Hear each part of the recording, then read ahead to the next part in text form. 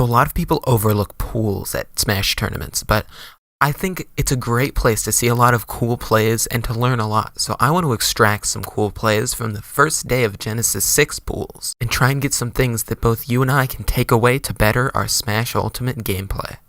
So we start off here with DarkWizzy versus Ander.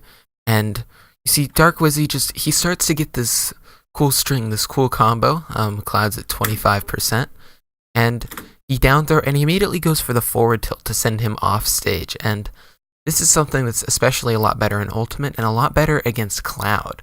You see, he goes for this forward tilt because he wants to try and set up an edge guard situation. Because he has Flood here fully charged up. And what Ander does is he tries to negate the Flood as much as possible. Yes, it pushes him up, but then he air dodges so that the rest of it won't hit him. But Wizzy realizes that he air dodged and just goes for this crazy forward air spike in order to take that last stock of game 1. This play was very strong because DarkWizzy at every point realized what he needed to get, and he got it. First he got Cloud off stage, then he got him to burn his air dodge, and finally he just hit that spike. I feel like Alejo has been known to be an extremely strong player, and I've talked about him a lot, but here's something interesting that he does. Again, just recognizing the situation and what more he can get out of his conversions. So right here, he gets down and he gets a grab, and he immediately goes for the down throw, and he can see that Shulk still has Shield Monado on, so he's not going to get a lot of knockback out of these. And he's very smart in recognizing that. He gets a down throw into another neutral air, and here's where the shield runs out.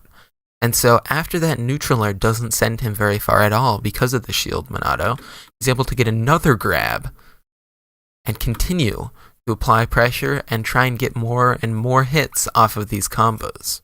This was very smart, and it shows that you need to be wary of Shulk's Monados and use them to your advantage, in just the same way that Shulk players try and use them to their advantage. Now right here is a good example of capitalizing off of pressure. A lot of the time in pools matches, if you're a higher level player, your opponents are going to be feeling under pressure, and you're going to want to try to capitalize off of that as much as possible. You're not always going to be fighting Alejo or Tweak, and so you need to recognize when you think your opponent's going to make a mistake or when you think you can capitalize, just like Mr. E does here. As he starts off just pressuring with these forward airs, and he goes for another short hop as if he were to do a forward air, but instead, he starts charging up that shield breaker and gets an amazing shield break, simply because he knew when his opponent was going to shield, and it's something very good for you to recognize as well. Is just try and guess when your opponent's going to shield, and then pull out the best option. Yes, he could have continued to pressure with forward air, and he would have kept his opponent there in the corner, but this shield breaker is going to get a lot more off of recognizing that his opponent was going to stay in shield.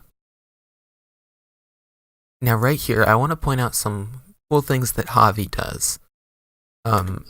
First, he throws the bomb off stage and blows it up as a good way to edgeguard. DK is so big, his recovery is very exploitable. But then, in this situation, he throws the bomb down, and his opponent knows that he had that bomb, and he's trying to punish him, and possibly, if Javi decides to back up, use this get-up attack to push the bomb back so he can't be blown up. But Javi patiently just waits in shield and gets a punish. Throws him off stage again, gets another bomb, throws it down again, as his opponent's just still pressured at ledge, and this time he does run back. And Ouija just does a jump, wants to get out of there as much as possible, but then he's again forced to go back to ledge because of all this pressure.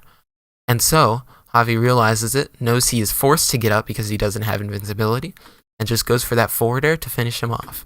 A very great way to show this ledge trapping ability of Link's bombs, alongside how well it can be used for edge guarding. See, it's very strong to just mix up how you're going to keep your opponent at the ledge. It's also very strong to mix up how you're just going to kill them outright, just like Javi does here. Now the final thing that I want to show you guys is, it's not really a flashy play or anything, but it's something interesting that Zach Ray, the Japanese very good player, he does, is he makes use of knowing that his opponent feels like this is a game of timing, where he needs to guess when Zachary is going to get up off the ledge, And so he just starts walking back, trying to wait, trying to be patient. But what Zachary does is he says, yeah, you're going to try and cover every single option, but there's one option that you're not covering. And he just simply goes for that get-up attack, a very strong, very quick option that completely negates everything that Mage was trying to do. But there you have it, just breaking down some cool plays in day 1 of Genesis Pools. That's all for this video. Do subscribe if you're interested in any more of this sort of analytical content, just focusing on Smash Bros. Ultimate. And yeah, I'll see you in the next one. Peace out.